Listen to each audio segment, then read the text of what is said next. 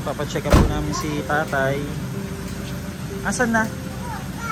Oh, malakas na si tatay, nakakalakad na mag-isa. Halika na tay. Hilahin mo no.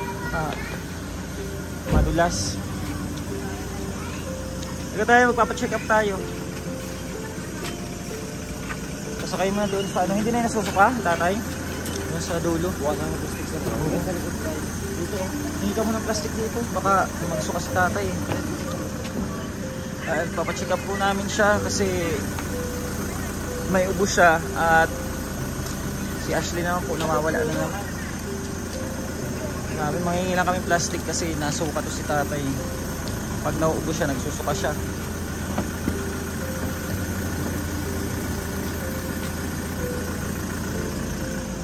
Papacheck up tayo tayo ha. Check up. Ha? Nauubo ka pa? Konti, hindi na masyado. Papacheck up po kami. Bigyan silang anong kaya? Mask. Yan, may dala kaming plastic kasi nag-uubo siya. Palis na rin po kami at update po namin kayo muli. Yan at papacheck up na po si tatay. Saan si tatay? Oh, kasama din ang aming lola kasi may sakit din, sabay sila. Asan si tatay?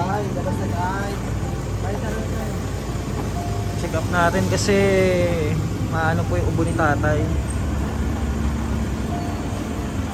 Upo na kayo doon tay sa ano, waiting area. Tara tay, tayo tatay. Kapitan mo no. At maghihintay po tayo. Oops. Papacheck up pa natin si tatay kasi malala yung kanyang ubo. At manasang paa. Papalaboratory natin. Tayo na lang dyan.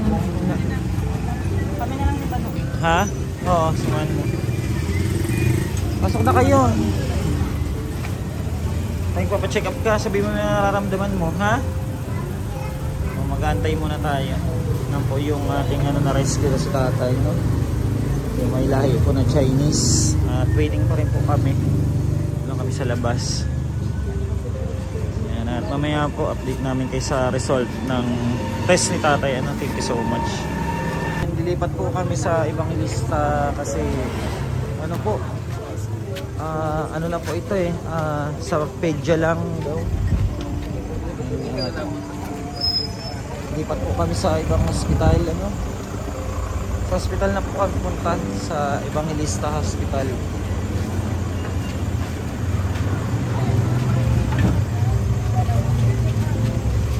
Sa Evangelista po kami.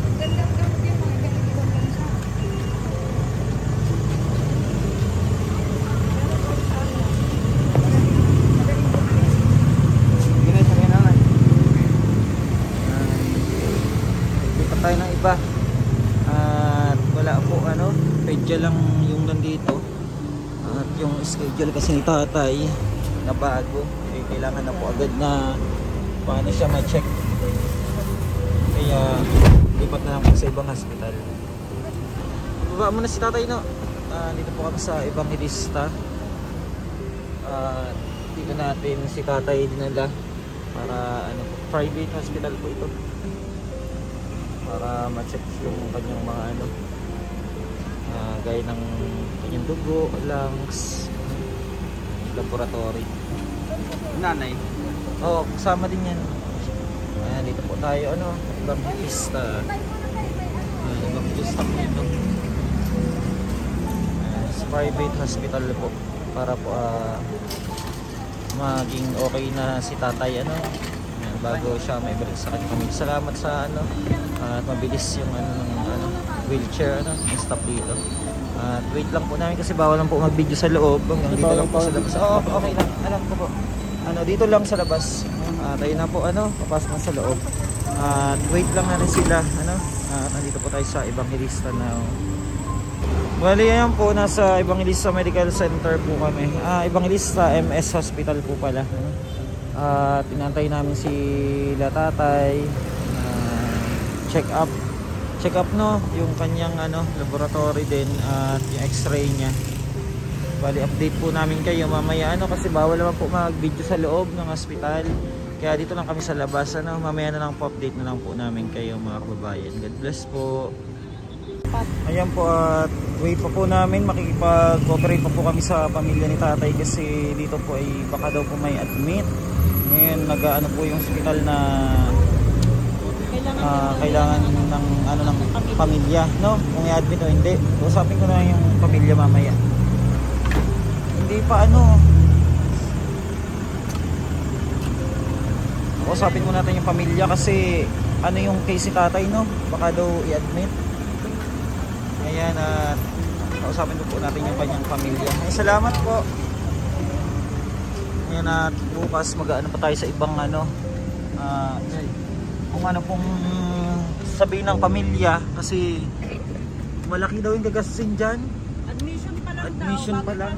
Bayad ka na ng 9,000. 9,000 pa lang. Okay, Bayad pa kaya lang. ano lang natin yung pamilya muna. Kausapin ko muna, no? Kailangan.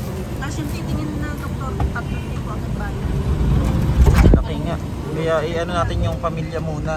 Tatay. Bukas rin hindi. Check Kailangan muna natin. daw. At kung ano po, baka sa ibang ano namin ipa-check yung kanyang ano, yung ibang dapat i-laboratory. Saan tayo? Pabalik mo. Ano, yung halaga? Inano siya chinek? Sinanay. Okay lang yung BP niya. May gamot. Temperature okay. RR. Ano to RR? Heart rate 72. Okay naman pala. Kaya hindi naman ano ano yung ano palagayan. Kaya bukas na lang po ano at makipag-try sa kanyang pamilya kung anong decision po nila. Kasi yun po ang sabi ng doktor doon. Kasi baka sa emergency kasi ipapasok si tatay ngayon kung makikitaan siya na for admission, kailangan paalam din po sa pamilya daw. Or bukas maghanap tayo ng ibang ano para makita agad yung sa lungs niya kasi yun ang ano naman ni tatay talaga, yung ubo lang niya masyadong matindi ang ubo niya. Ayan, update po kayo namin ulit.